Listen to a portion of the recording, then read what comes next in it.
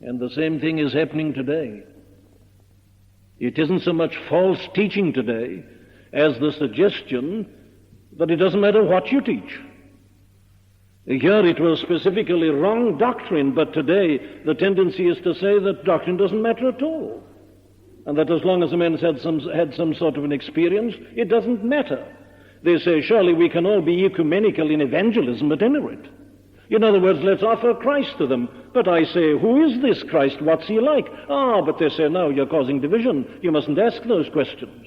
The thing to do is to get people converted first. Then we can consider teaching them. Not at all. We must be certain that they're established, that they come onto the right foundation, because other foundation can no man lay than that which is laid. There is this false teaching abroad, and therefore I say it behoves us to study this epistle in order that we may be established. You know, many of these Roman Christians and others eventually died for their belief and their faith. They were thrown to the lions in the arena. Their houses were burnt. They were subjected to the most cruel injustices. And yet they stood like men. Why? They knew not only whom they believed, but what they believed. They were so grounded in the faith that they stood like rocks. I've been talking about the Protestant reformers and martyrs, Latimer and Ridley and the rest. What was it that took those men to the stake? There's only one answer. They knew what they believed. Do you know some of those men died for this doctrine of justification by faith only?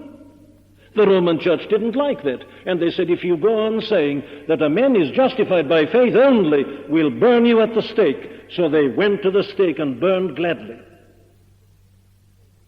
But I wonder how many moderns are prepared to do that. And I'm speaking less, not only about the liberals and the modernists, but about evangelicals, with this terrible tendency that's seeping in amongst us to say that it doesn't matter about these things.